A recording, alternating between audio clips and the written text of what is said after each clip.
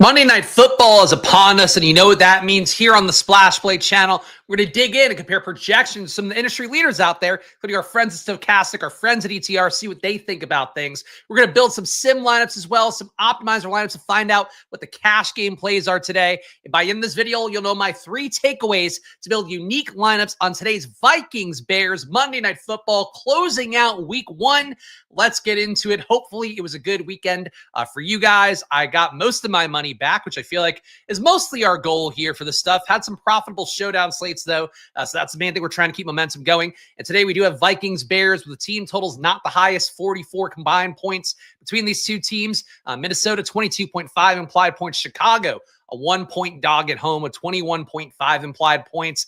Some tough defense in this matchup in particular. Minnesota's defense last year, one of the most efficient in football. Negative 0.1 EPA per rush. That's one of the best marks in football. Negative 0.06 EPA per dropback. Also towards the better end of football last year. Brian Flores back. It's a team that blitzed about 40% of the time last year. Did that Vikings defense. So that's some stuff to know up top that could be important for the slate. We'll talk about more as we go.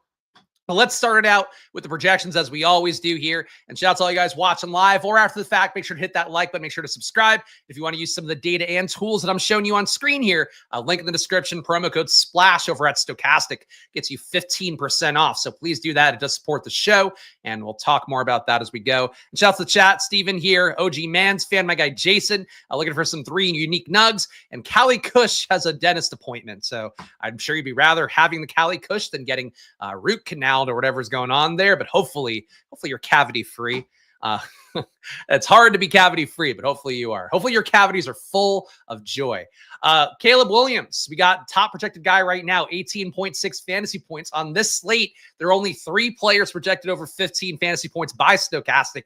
Caleb Williams is one of them. The big thing for him in the preseason, we saw him look a lot sharper, look a lot more efficient, get the ball out faster. These are things he really struggled with last year. I talked this on the Stochastic Showdown preview today with my good friend Laffy. I was talking about there was a hit piece last week that came out from a guy named Ty Dunn, who's been a media guy / a blogger guy who's been floating around for a while now. He has a Substack, wrote this really long hit piece about the Bears season last year, apparently sourced by a bunch of scouts, people that were in the Bears organization. It talked about how Caleb Williams apparently last year was not trying the hardest. He also, towards the end of the year, was not listening to the interim head coach, Thomas Brown. Apparently was a guy playing a little bit lazily last year, practicing lazily. It seems like, based on what we've seen this offseason, Ben Johnson has beaten a lot of that out of him, literally berating these guys sometimes in practice. Caleb, DJ Moore about his bad body language. It seems like the whole goal of Ben Johnson coming as the Bears coach has been to whip these guys into shape. If you believe in that, I think Caleb Williams is a good play.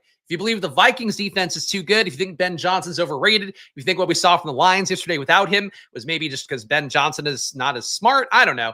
If you don't like Ben Johnson, I think you can talk yourself into the flip side of that equation and go, yeah, like the Bears could get their ass kicked today. The Vikings defense is good. And frankly, even if Ben Johnson is on the right track and this team is going the right way, the Vikings defense is still a tough challenge. We saw last year teams like Detroit put up good numbers against them, but a lot of the mid-tier, a lot of the worst offenses in football really had a tough time against this Vikings defense.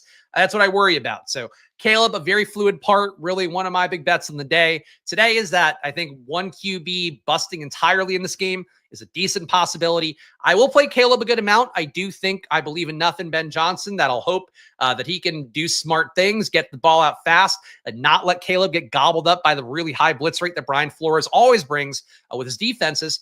But, I think playing the other side as well, the Vikings defense playing that summon showdowns going to be appealing to me. I would say on the slate, Caleb to me is the most fluid part, where if he gets it right, he has a shot at being a game-winning captain. He has a shot at being a part of that winning lineup in the flex. If he goes poorly, I don't think he makes the lineup. I think the Vikings defense makes the lineup. I think it becomes more likely that you get a Vikings onslaught. So I think Caleb, to me, the most important player on the slate. And for Bears fans out there, obviously they know he's the most important part of their lives as well. Justin Jefferson at number 2. So Jefferson an 18.2 projection. Some of the lines out there for receiving yards would be reflecting Jefferson being a little bit lower this year. The big thing with JJ McCarthy to keep in mind, and this has been a player that Vikings have believed in this entire offseason, a player as well that seemingly played pretty well at Michigan, high accuracy player, also a pretty good rusher. So for me with JJ McCarthy, I do think mostly positive things. The big thing though for JJ McCarthy going through his rookie data again, this morning just kind of refresh myself on how he played, what he did, stuff like that. He was a guy that dropped back only 23.5 times per game at Michigan. He was really protected by that offense. He was still efficient, was still a good runner when he ran. He still has a really live arm, as we saw in the combine last year. You've probably heard the reports as well. Like, he's got a lot of things that are good for him. I'm just not sure that he's going to push the ball as much. I'm not sure if this is a team that, if the Bears defense starts to bracket Justin Jefferson, I don't know that he forces the ball in that way. I'm just not sure that he's wired to be a guy that's going to really aggressively try to get the ball in when there isn't an easy option there. So that's where I worry about with Justin Jefferson a little bit. I think he gets jammed to the slate a lot. He's the only player in the slate on DraftKings today priced over 10K. We obviously know he's got the most upside. I think he's kind of a guy to me. I mean, it worked out well yesterday for having Lamar, for having Josh Allen, for having Derrick Henry in lineups. For a while, though, looked like it might not be good to have Josh Allen in those lineups because there were other guys performing similarly. James Cook was performing pretty well. Zay Flowers performing pretty well. It was one of those things where you could end up getting other players for a little bit cheaper that had similar runouts. I think by the end of the game, that changed enough because Josh Allen took over down the stretch. The point being for Jefferson, I think he gets a little bit overplayed. I think people assume he's going to be safe no matter what. And this is a Bears defense that wasn't bad last year, negative 0.02 EPA per dropback, a negative 0.03 EPA per pass, I would assume. They get a little bit better with slightly better coaching. We would hope that Eberflus is a defensive guy. So I don't know, maybe he got more out of the defense than people realize. But the Bears have some talent. I think for me, right up top, Jefferson is a guy I'm pretty comfortable getting a little bit under the field on. We know the upside's huge. We know the projection is huge. But I do think for him, there is a risk that the Vikings just don't feed him the ball as much as you would like to see. And certainly, again, the upside's there. He's got the biggest ceiling in the game. But to me, I think overall, I'm viewing this game in my quest to give you guys the most honest, most threadbare takes about how I view games. I view this one being a little more defensively minded. I don't view this being a shootout. I do think Jefferson could be one of the guys that suffers the most here with a very high projection. And if I had to guess, a lot of ownership. We'll see in a minute. JJ McCarthy kind of talked about through the prism of Jefferson. Again, I think he's a good QB. I think he's going to develop and be a guy that will be a starter in this league. That said, for game one, my concern is that we get more of a Kenny Pickett kind of rollout for him, where he's not a guy driving the ball downfield. If you remember Pickett, when he was on the Steelers, you'd sometimes throw for 1 touchdown, sometimes 2, but really not even that frequently throw for 2. And granted, Pickett played pretty well when he got to play in a more open offense for the Eagles last year. But I think sometimes what happens with the young QBs is that, you're browbeaten by your coach to keep things safe. You're browbeaten maybe by college coaches like Jim Harbaugh at Michigan to keep things close to the vest. That's where I worry about with McCarthy a little bit because I think people are assuming he's going to come out and sling it. And frankly, even a 17.5 point projection does indicate some degree of slinging it. I'm not sold that's going to be the case in this matchup. I'm not sold it's going to be the case in the beginning part of the year. I think McCarthy's going to have to earn that trust a little bit more. So, again, really strongly believe today that there's a good chance that one of these QBs doesn't make a winning lineup. They're going to come in very easily because of these high projections and the fact that relative to QB salaries on a showdown slate, a 9K salary from McCarthy, 9,200 for Caleb, these guys are going to project pretty well as values. But I do think it's going to be really easy to get these guys in lineups. I think as well with a lot of split shares, running back for the Vikings. People have some concern, I guess, about the Bears and DeAndre Swift. Same thing for the receivers as well on the Bears side, where Moore versus Odunze. People are probably playing Luther Burden a little bit too much. People will play Olamide Zaccheaus based on the preseason usage. There's a lot of options you can go to there. I just think the QBs, people make that choice and go, hey, I'll play QB more because these guys have the best projection, have the theoretical biggest ceiling, and I'm not sold that's the move on the slate. So I'll certainly get exposure to these guys. There's not a hard fade for me. There never is really on a showdown. But I do think Caleb and JJ McCarthy a little more fragile than the projections are going to seem because of the fact they are 3 fantasy points higher than anybody else behind them. DJ Moore, 14.6 projection for him at a $9,600 salary. He's a guy working out of the backfield for some routes in the preseason as well. So he's literally getting some RB targets because they don't really have a great third down back there. And also DeAndre Swift can catch some passes, but he's not going to catch every pass out of the backfield. So DJ Moore, I think in PPR, no issue with him overall. Certainly though, if the offense does crater for Chicago, DJ Moore, a higher likelihood of not getting there. You also have Rome Odunze probably being more your traditional sacrificial X guy, getting downfield. Hope is that he commands targets through that. But there is a chance that he doesn't get a lot of targets if this team is playing pretty well. And if the blitz is getting home a lot from Minnesota, might not have time to get the ball to Odunze. So I think DJ Moore is safe for play. I would say if you're a sicko playing cash games for a showdown, DJ Moore, a much more easy click. But, he's priced pretty appropriately at 9,600. Certainly, there is some downside to that price if Odunze does get going a little bit more. And either way, in that projection difference between these guys, where Odunze's at 11.8, DJ Moore's at a 14.6 projection by Stochastic. And Aaron Jones, the last guy in the top 5, a 13.5 projection, just a little bit ahead of DeAndre Swift. Aaron Jones also suffering from the concept of Jordan Mason coming in, taking some goal line work, as Vikings fans can attest from last year. There were a lot of times Aaron Jones would get endless red zone, endless goal line work because he was the only running back there they trusted. Ty Chandler never really got there. Jordan Mason, they bring in this year to have that power back role. Still think the trend of the NFL that we've talked about a lot in this show in the offseason, the Brian Robinson trade being the crystallizing moment for that. A lot of teams looking for that multiplicity. You could have it running back where we have a guy in, you could show pass, you could show run. This guy can do both well enough. Aaron Jones can do that. Jordan Mason has not shown he could be an adequate pass catcher, and the Niners last year certainly did not trust them as such. So I think for Aaron Jones, to me, I would put him safely ahead of Jordan Mason on a PPR site. If you're playing the FanDuel Showdown, maybe Jordan Mason makes more sense there because it's half-point PPR. The touchdown equity could matter a little bit more, and I do think Mason, pretty good shot of being an anytime touchdown scorer today. But for Aaron Jones, I think you're probably getting a situation here. I wouldn't say it's like an ATN Tank Bigsby thing, but I do think it's got a shot of being in the spectrum of closer to that, where Aaron Jones, the fact that he has the ability to do multiple things, gets him on the field more, especially if the Bears defense is tough. You probably want not the power runner. You want a guy that can do, multiple things, can run well, but can also get some screens, can get out into the flat, do some things to take pressure off of JJ McCarthy. I think Aaron Jones will be a very important player for McCarthy today and for the offense. So Aaron Jones, to me, a player I like a lot as the 5th highest projected guy. DeAndre Swift, my highest best ball exposed guys as well. I like the shot on him. Vikings defense, if it were anybody else, I'd feel a lot better about DeAndre Swift. That said, we saw the Bears opening up massive holes for flotsam running backs like Ian Wheeler in the preseason. That was granted against second, third team defenses, but still, the Bears showed enough for me that I think DeAndre Swift in play as well. And for me, the fact that I think this plays down a little bit more, I will certainly have some lineups where I have more RB heavy stuff. Aaron Jones either in the flex or in captain, DeAndre Swift in the flex or in captain. I like the RBs in this game, even though certainly, a slog can hurt the RBs as much as the receivers, depending on the situation. Top values right now. And again, Odunze, Hawkinson projected a little bit lower. What is going on here? What are they uploading the data here? So a weird thing for Stochastic, which I think will change. Stochastic right now is Luther Burden projected for a flat 0. So I will point that out here. Let me just show Chicago and Minnesota. I think that's going to help us here. See, like there's something broken in this data import they did here. And it's still kind of broken, but now not as broken. So Burden they have for a flat 0. Olamide Zaccheaus, not a great projection either, but Burden versus Zaccheaus is one part today that if you've been paying attention in the offseason, you should be favoring Olamide Zaccheaus, a guy who got pretty meaningful preseason work. Luther Burden, a guy I think takes that role over the season. Everybody assumes that as well. But Burden likely not super duper involved in week 1. Certainly it can be a timeshare. I don't think Burden's a flat 0, but at a $4,600 salary, Burden probably not a good value. And these are all the bad values. Let's sort by good values. Olamide Zaccheaus, though, is a top value on the slate. So stochastic users based on the sim, I don't think it's come up a lot. People, though, using stochastic projections in an optimizer, a fantasy cruncher, or whatever other optimizers people use out there besides the solver. Zaccheaus at a 4.9 projection, your top value at a 2K salary.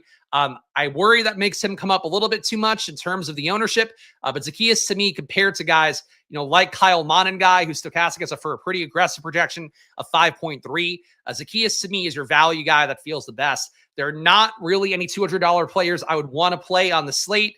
You see a guy, Miles Price here from Minnesota, who I guess could be active, has a 0.5 projection. He's your number 2 value. Then in terms of value besides him, Caleb Williams comes up, Bears D comes up, JJ McCarthy comes up. There is nobody on paper who is a competitive value for Olamide Zaccheaus. So that could drive the ownership up. I do think he's a strong play, though, playing that slot role in a Ben Johnson offense. I think is a good thing for him, and he's flashed enough in Washington last year, getting some decent money from the Bears this offseason. Zaccheaus, to me, is the very obvious value play to go to.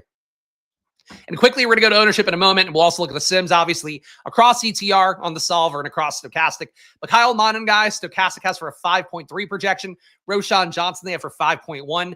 As a result, in the strategy show I did with Laffy this morning, We were really shocked to see Monangai be in 40% of Stochastic's top 150 lineups because of the fact that he's so cheap and he has a decent projection. If I had to guess, Stochastic will move this projection a little bit.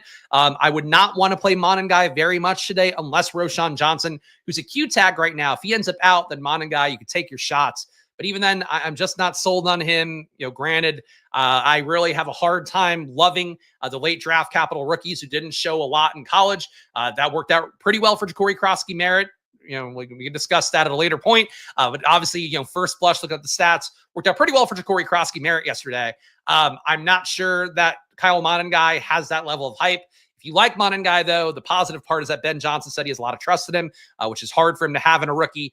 I still think, though, Roschon, if I had to guess, if he's active, he should be ahead of Monangai, maybe not quite as much as he would be normally because of the fact he hasn't practiced a lot with the foot injury. But if he's in, I just don't see how you play Monangai a lot. And I think if he's out, people will play Monangai probably too much, even though he does become an appreciably better play. Oliver is in play, but for it's a showdown, so I mean anybody's really functionally in play. But Oliver, to me, not a priority play for sure. He can catch a touchdown, but I don't think he's going to catch more than one ball today. Be kind of surprised if he did. For the projections, though, he's really low. 1.5 projection at 1,600. He is roughly the 20th best value on the slate. Again, anybody's in play in a showdown, and he doesn't look like a good play. You have Hawkinson there. Like Oliver doesn't really matter a lot for a slate. For showdown, anybody matters. I would play Oliver over Ty Felton, who I think might be inactive today. But Oliver is not really somebody I'd prioritize. Ownership. Let's go to the next part of the process here. Caleb Williams projected to be the highest owned guy by Stochastic today, 70% overall, 20% at captain. So again, really the most important player on the slate is Caleb Williams. If he does well, he's going to hit for a large portion of the field. If he does poorly, he will not do quite as well. So Caleb, though, very high ownership here. I think a very volatile play for sure. You see the ownership being that high. I mean, frankly, to me, if he's in half my lineups, including 10% at captain, I think we got enough. But certainly Fields going to be there a lot more. Shout out guy Nolan, by the way, who had a very good finish yesterday in the power sweep, I believe it was. Posted in the Discord, but I think he finished top 5 or so. So appreciate the super chat a bunch, Nolan. Nolan, probably the best DFS player in the entire community. I'll make that claim for him. Nolan, appreciate you a bunch, man. And thank you for the super chat here. And thank you guys for the support as always. Of course, Nolan's on the Discord. You guys as well should join. $5 to join the channel. You get access to the Discord. You also get my data sheets weekly, a premium video as well, where I go through all my advanced analytics, stuff I pull from Sports Info Solutions, which nobody has access to out there in terms of like general people, but also the stuff from Pro Football Reference. It's all in one neat place, all the key stats you need to know. And I'll be updating that vigorously on Wednesday. So I'll be doing that again this week. But join the Discord, support the channel, and shout out to Nolan again, who's really, I've always been impressed by his DFS play. To see him hit early on in the year, even more impressive because, as you guys know, I'm sure playing the slate, week 1 can be an unforgiving little wench. It feels aggressive to call week 1 that, but she's an aggressive little wench. What do you want from me? JJ McCarthy, second chalkiest player in the slate, 68% ownership expected, 13% at captain. There's a lot of ownership at captain for 2 QBs that are not quite Josh Allen, not quite Lamar Jackson. I certainly see ways that these guys both don't make a lineup. I will be playing a lot with lineups that don't just cram these guys in because I'm not sold on the ceiling being there for McCarthy this early. I'm not sold on the ceiling being huge for Caleb Williams against this Vikings team. And if he plays well, I'm not sure it means him going absolutely nuts in the pass game. There's a lot of ownership for 2 QBs that I think are largely unproven. And even though I think Caleb gets there this year, and McCarthy too, I think McCarthy's like a good player. I'm shitting on him a little bit too much today compared to how I view him. It's a lot of ownership. It's a lot of ownership for these 2. And it makes me uncomfortable. I'll say that if you want to take the information away from that. Jefferson at number 3, 56.5% ownership expected, 19% at captain. Obviously, the ceiling there, I would be more inclined to play him at captain, I think, than flex relative to some lineups. But for Jefferson, if he hits the ceiling, obviously, he's got a pretty shot of being the guy you needed to have at captain in the slate. So playing him with the field at captain, maybe fading him a little bit more elsewhere is what I would try to do. I just think there are game scripts. We saw it last year. With Sam Darnold mostly playing well for that Viking stint and having the ability to kind of chuck relative to a QB, it can go the other way if you play it more conservatively. For Jefferson, he had some downside games, even as Darnold was playing pretty well. And not having Addison in does decrease the target opportunities a little bit more. Adam Thielen hasn't practiced with McCarthy the entire offseason. He You could certainly get there. I'm not sold that in week one they have the practice time, the connection to really be meaningfully sinking there. Like if people play Jefferson, I get it because there really isn't a fulcrum point, to go against him. But Hockenson is still there. Tight end's always a rookie QB / a guy getting his first real regular season game action. JJ McCarthy, like he could be his best friend. I think that's sort of how I view it with Jefferson. If I'm not playing him, I'm going to play some pass catchers. So if I'm not playing him, I might fade the Vikings pass game offense entirely. I think for Jefferson, very chalky, projects really well, but he's going to be unavoidable in lineups, I think, because of that projection and the fact there really aren't stars on the slate. And I think if you avoid him, if it means leaving money on the table, that might be something that gets you off the beaten path and makes you a lot more unique relative to a single game showdown. Aaron Jones, 51% ownership expected, 8.5% at captain. If he does just hold Jordan Mason at bay, doesn't give up that anytime touchdown to Mason, he's got a better shot at hitting a captain. Aaron Jones, I will play captain today. I'll play some in the flex with Jordan Mason. Probably would not play Jones captain with Mason in the flex. Almost definitely wouldn't play Mason a captain at all. But I probably would also not want to do the inverse. I think it'd be more credible to do Mason a captain with Jones in the flex because of the PPR stuff, but I still probably wouldn't do it. But Jones, I think a very solid play. Again, think he also, like Hockenson, can be McCarthy's best friend here, keeping the pressure off him, keeping him clean, getting the ball out fast without taking risky throws. If Jefferson fails, Aaron Jones moving up, Hockenson moving up, I think would be two logical things to assume. DJ Moore, 5th highest expected owned guy, 45.6% ownership overall, 11% at captain. DJ Moore, again, full point PPR makes sense. Definitely should not have as much big play upside, at least theoretically, as Rome Odunze, a guy who should be mostly getting his targets downfield. Faint shot as well that he passes DJ Moore up as your primary target earner. So I would probably favor Odunze a little bit more, but certainly, and especially at captain, I think Odunze makes more sense. But DJ Moore, I think the ownership is fair here. He feels a little bit high captain for a guy that certainly did not play very well in the previous version of the Bears offense. DeAndre Swift, not too far behind. Odunze, not too far behind. Hockenson, not too far behind. But the captain ownership, much less for those three than DJ Moore. Going down the line here, guys under 10%. Roschon Johnson's at 11. If he's active, I do think he should be ahead of Kyle Monangai. He has missed a lot of practice time, though, so it's hard to say that fully confidently. But Roschon Johnson, the quintessential power back, very big body dude, hasn't flashed as much in the pros as I would like to see, hasn't missed anywhere near the tackles he missed when he was a viable part of that Texas backfield alongside Bijan Robinson. Roschon Johnson at low ownership. I think worth a shot if he's in, but certainly not a priority play. Cole Kmet, I would say closer to a priority play. Wish he were a little bit cheaper at a $4K salary. He was a guy Ben Johnson talked about in the offseason as being one of the best red zone threats that the Bears have. Didn't command a ton of red zone targets last year, only 0.5 per game. Now you have Colston Loveland coming in, which does affect that equation even more. But Cole Kmet getting one touchdown at 4K, being a guy that could potentially unseat the cheaper value guys like Monangai, like Roschon, if people play your Josh Oliver types. I think that's where Cole Kmet has some utility. So I'll be playing some Cole Kmet today. 8% ownership feels pretty light. Probably not a captain play, though. I think just utility. Jalen Naylor, your wide receiver 3, banged up towards the tail end of camp, but he's able to go. So I think for Jalen Naylor, certainly another pivot point to Justin Jefferson / Thielen. If you don't play those guys, Naylor being more appealing makes sense. I do think, though, when McCarthy, if he's playing it close to the vest, doesn't really jibe for me, that Naylor would have an outlier game, but he's going to be low owned. Monangai, if Monangai is active and Roschon is not, I don't think 5% ownership would be the case. Stochastic Sim is also going to drive Monangai's ownership up, which we'll see in a moment. But he currently looks like he'll have 5% ownership overall. Josh Oliver at 1, Durham Smythe at 1. Durham Smythe, I don't think has a ton of utility. Josh Oliver has a little bit, but Durham Smythe plays in 13 personnel, 3 tight ends on the field. Be my guess. Josh Oliver plays in 12 personnel, maybe plays over Hockenson sometimes when they want to show run.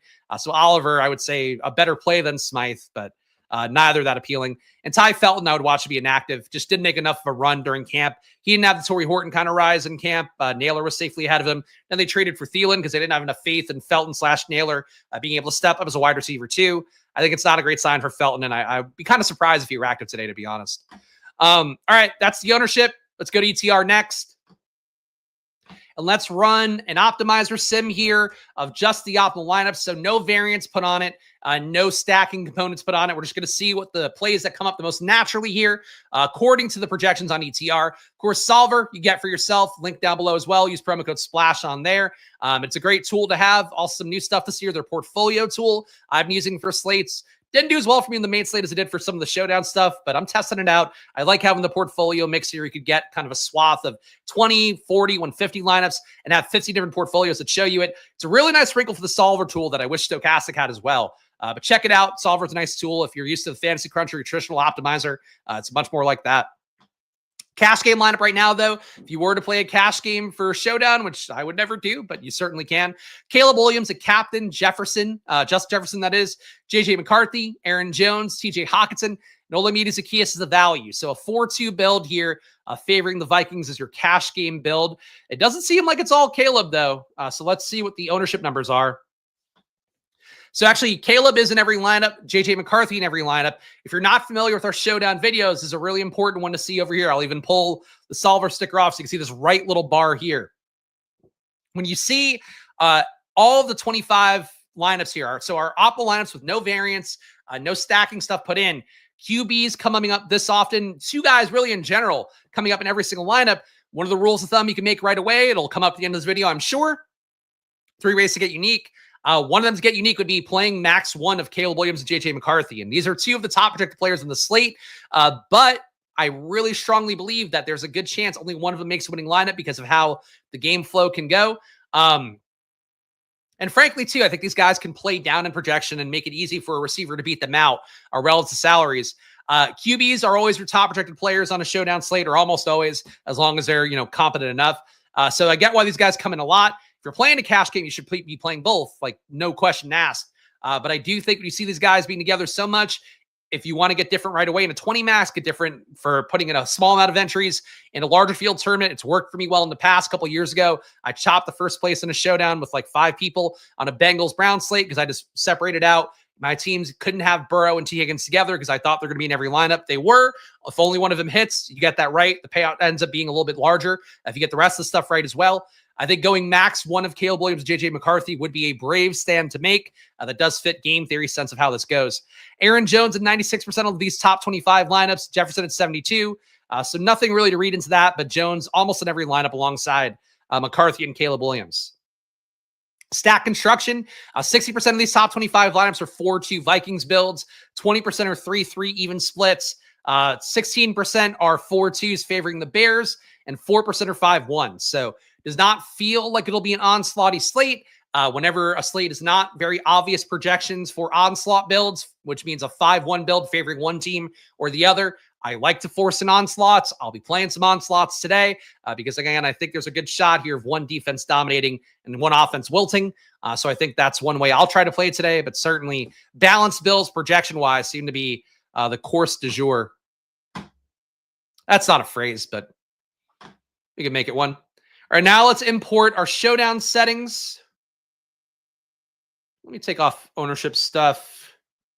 And I do not usually show some of the highest dollar lineups because I think it allows us to get to the meat of things more.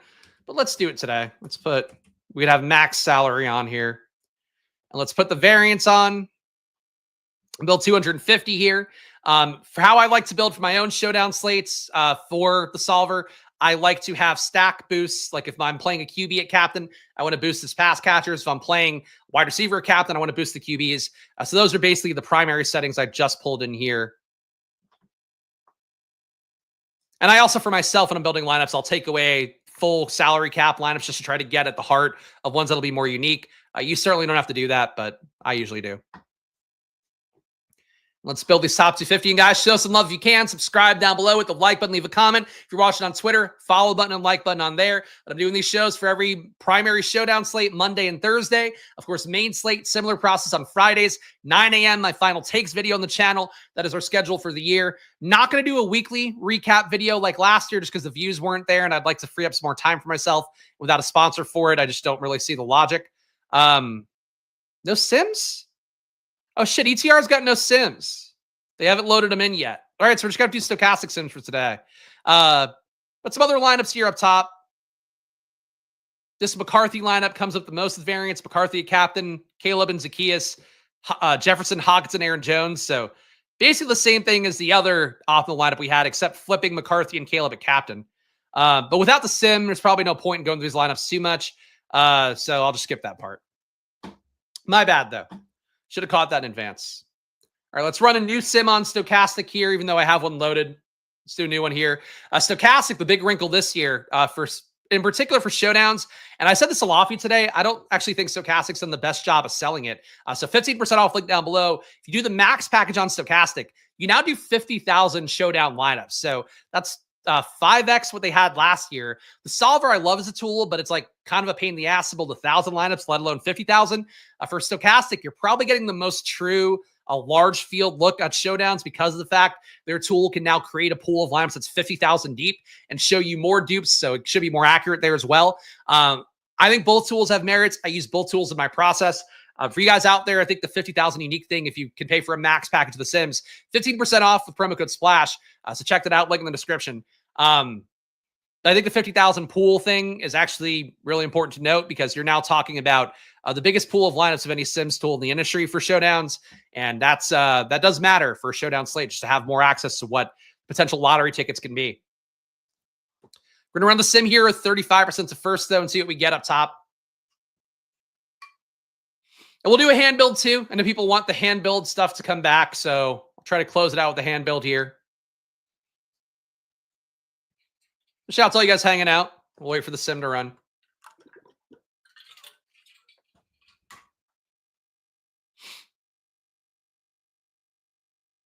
All right, that was fast. For 50,000 lineups in particular, got to give them credit for getting the tool to work quickly. I say that not as a shill. I say that somebody genuinely impressed. They built a product that can run that kind of data that fast. Your top ROI lineup right now, according to Stochastic, leaves 1,900 on the table, allegedly has 0 dupes. McCarthy at captain, Aaron Jones, Jordan Mason, so playing both RBs together. Again, I'm comfortable with that in the flex, not so much with one of them as captain.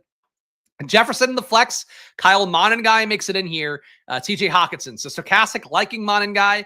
On this build, they're fading Swift, putting Monangai in. I'd be willing to do that, again, if we get Roshan out.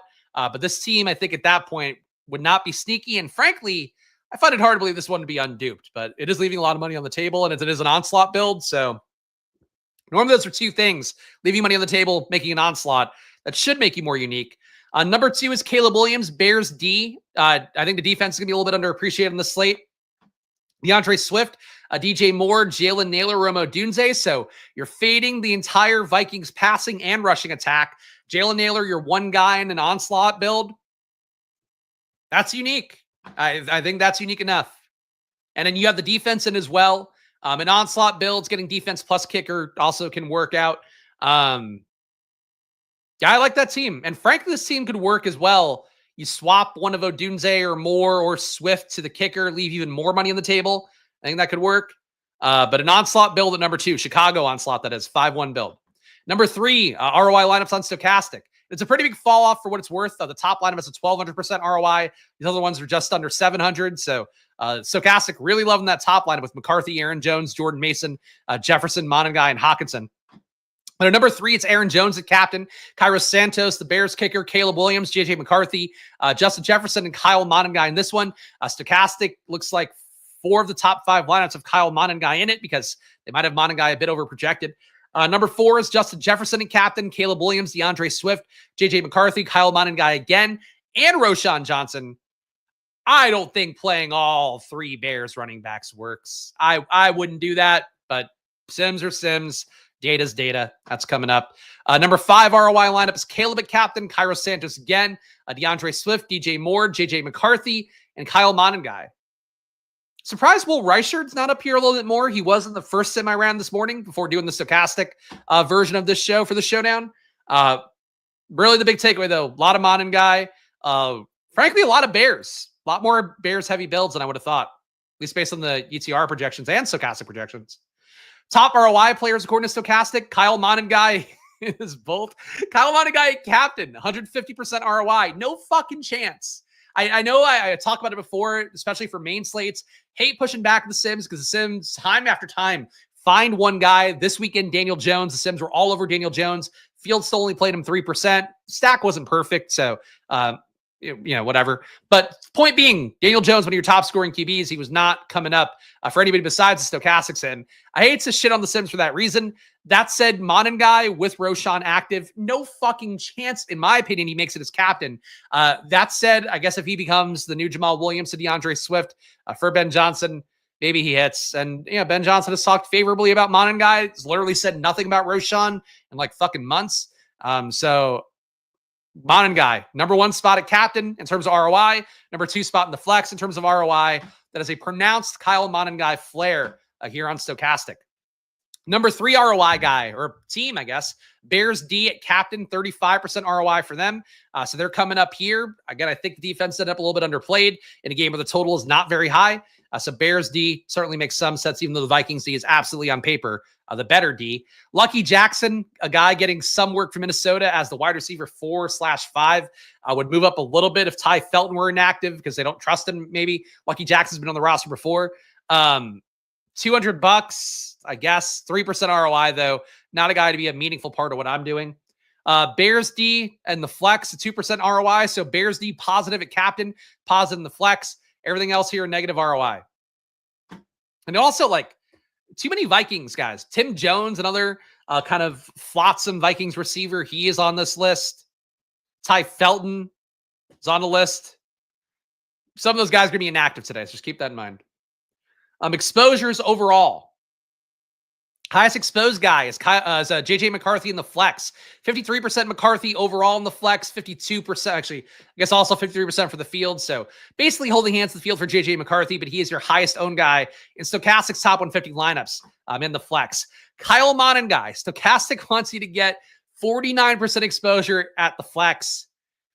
I would guess, and I would really bet a lot on it. Lofty and I talked this at length on Stochastic. I think that Monangai will come down in projection, and that's going to meaningfully move things around. But I just don't see how Monangai has a 5-point projection with Roshan having also a 5-point projection. If Roshan's out, Monangai getting 5 points, fine. But even then, I am not playing Monangai in half my lineups. No matter what the configuration is, I'm not playing Monangai in half my lineups. He's also been hurt for a large portion of this preseason period. And I think any chance that he had of like really moving up kind of got dulled by that process. I just don't think Monangai is my Monangai. Caleb Williams, 47% exposure, Fields at 52, so a little bit under the field there, but he is one of your highest owned guys. Jefferson, 40% exposure for the field in the flex. Stochastic wants to get 43. He's your number 4 overall exposure guy. And Aaron Jones, 42% ownership in the flex, 41% for Stochastic's top 150, so he's coming up a good amount as well. Really a lot of holding hands here. DeAndre Swift holding hands, a little bit of a fade on DJ Moore in the flex, but nothing, no meaningful stands up top besides Monangai. Captain exposure, you're getting Caleb in 26% of lineups, Fields at 20. So a cosign here on Caleb Williams as your chalk captain play in the Stochastic Sims. Justin Jefferson, 18%, Fields at 18.2. So you're holding hands there for Jefferson at captain, which I think is totally fine. I would come in less in the flex personally, come a little bit more at captain, but having him in half your lineups will be my approach today, most likely. JJ McCarthy, 11% exposure at captain, Fields at 14. So a little bit under on him, but still pretty close to holding hands to the field. DJ Moore, same thing. 11% at captain, Fields at a rounded up 11. It's really not big stands here on much besides Caleb at captain and Kyle Monangai. Highest leverage guys, Kyle Monangai in the flex, Bears D in the flex, coming up 27% of the time. Fields expected to be at 15. Caleb, you're getting 7% more at captain. Bears D, you're getting 3% more at captain. The biggest stands by far in the slate, Kyle Monangai flex, Bears D flex, and a little bit of a pro stand on Vikings D in the flex, but not a lot. 17% Vikings D in the flex, 15% for the field. And Kyle Monangai, 2% exposure at captain in Stochastic's top 150. Fucking Kyle Monangai. You know what? I don't like making bets like this. If Kyle Monangai wins the slate today as captain, I think I'm done. I'm going to quit. I'm going to quit this channel. I'm going to quit DFS because none of this shit makes sense to me anymore. That's how I feel about Kyle Monangai. And a match against Minnesota's defense too. No fucking chance, but the sim is the sim. Let's build a single lineup sim now. We've now seen a lot of the lineups. I'm not putting Monangai in it, so I'm sure my ROI will suffer. But let's create a single lineup sim here for me. See, people requested it. I heard you. We're putting it back in. All right, captain.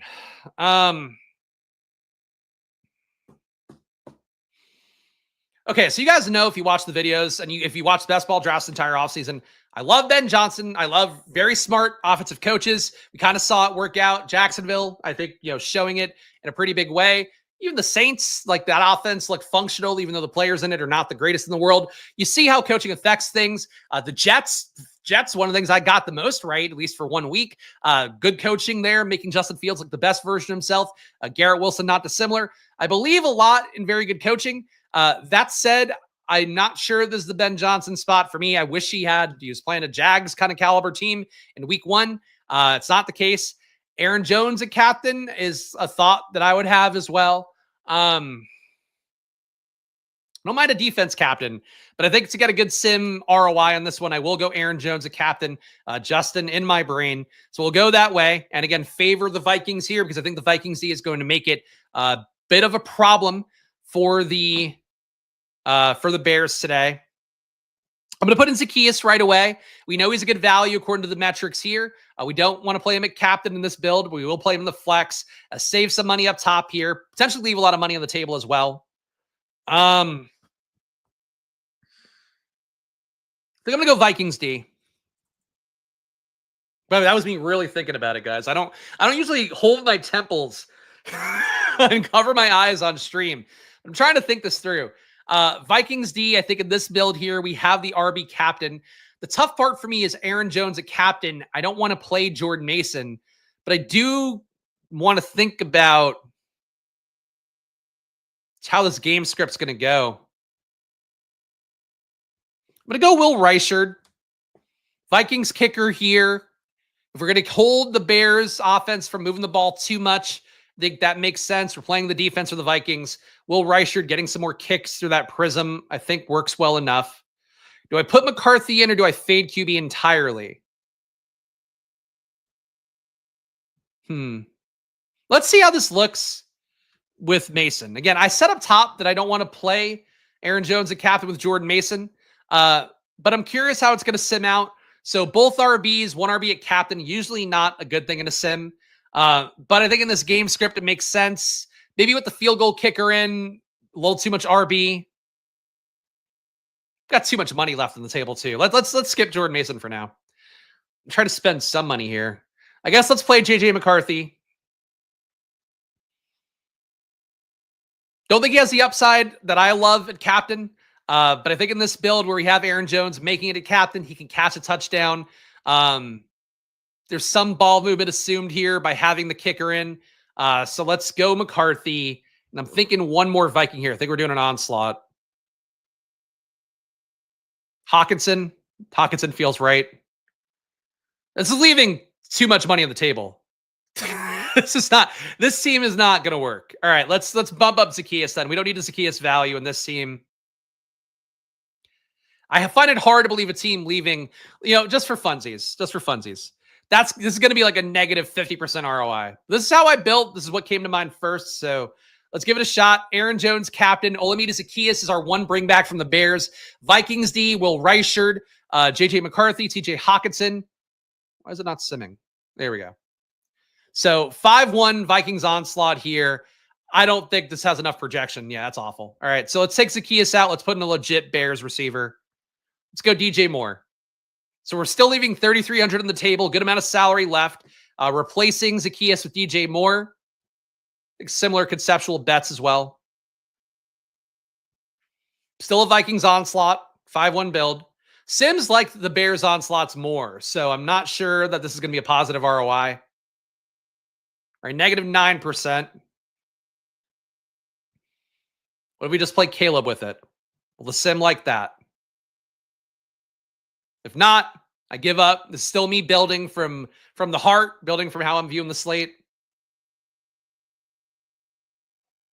Negative 14%. All right. Just out of curiosity, because you could use the stochastic sim as an optimizer now. Let's just crank up the randomness, complete this lineup. So Caleb at captain, Thielen, Swift, McCarthy, Mason, Hawkinson is kind of like a randomness projection-based build. Doesn't really have the storytelling you want in a sim. Because like for Caleb to hit a captain, you probably have to have pass catchers. So look, even stochastic with randomness on, still at a negative ROI. So I don't feel that bad. But if I were to hand build a team, I would build Vikings dominant. I would try to fade Jefferson. That's the way I view it. Your mileage may vary.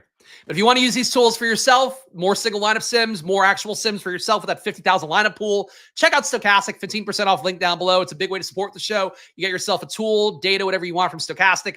I get half the money you pay to Stochastic. Everybody wins. So please link down in the description on YouTube or use promo code SPLASH at Stochastic right now. Any package, even the ones they have another deal on, just use the promo code and it attributes it. So please show some love if you can. Check that out now. I'm going to give you guys my 3 takeaways for the day. Before I do that, though, please do make sure to hit that subscribe button, hit the like button here. If you're on Twitter, follow button and like button. But either way, I'm doing these videos for showdowns, Mondays and Thursdays. For the main slate on Friday, premium video on Friday as well, going through all my data game by game. Sunday, the final takes video at 9 a.m. And I'm also doing a bunch of Stochastic streams this year. So you're getting all my football, my beautiful mind for football / functional retardation, whatever you want to call it. The time I spent on football, I'm giving you guys all of it this year. So please do join, and make sure to join the Discord as well. $5 to join. You get access to my data sheets, premium stream. It's a pretty good deal, and people have won money using the data that I put together, including our guy Lateralis last year, 50K on an afternoon slate. So there's big money to be had by using some of the data I look at here and following some of my takes, if not all of them. 3 takeaways to get unique today. Number 1, split up Caleb Williams and JJ McCarthy. If you play one of them, I think the field's not going to be doing that as much as they should. Both guys on a slate where nobody projects spectacularly well. Do you think those guys have a lot of utility to kind of be your game theory pieces? And depending on how you play them as well. But really, there's going to be a lot of teams, I think, that don't stack these guys up today as well. A lot of lineups that are going to play both guys together kind of blindly because they project so well, and there's really nobody else to play at those price tags. So to me, just being mindful of when you're playing McCarthy and Caleb, being mindful of the correlation around them, not just jamming them in everywhere, I think is going to be a really key part of today's slate. Number 2 way to get unique, and this is besides, by the way, the usual of leaving money on the table, swapping down from one guy, like swapping down from DJ Moore to Romo Dunze in the same lineup. That stuff should be basic to you at this point if you're playing showdowns. But besides that, number 2 way to get unique, to me, would be playing more of the defenses. The Sims seem to like Bears defense a little bit. I like Vikings because they're an aggressive blitzing defense, and Caleb, we know, has struggled under pressure, a negative 0.8 EPA under pressure last year. Saw pressure more than a third of the time. With this new offensive line there, it should be a little bit less bad, but the Vikings D has rounded into a world beater last season. Really good in all the metrics I look at. Limited guys meaningfully. Got a good amount of sacks. Got a good amount of pressure in particular. Got a good amount of hurries as well. I think for Caleb, one brain fart is all it takes for the Vikings D to make a lineup. So I would say both defenses play him more, I think, than expected. But also Vikings D to me, I think, is the kind of defense you want in a showdown. And 3rd way to get unique on this slate, I mean, Stochastic thinks it's playing Kyle Monangai. I don't think that's it. Zacchaeus doesn't seem like a unique piece, even though the ownership doesn't look high on Stochastic. I would guess that ETR liking him as a top value. Stochastic also having him as a top value is going to make that ownership come up.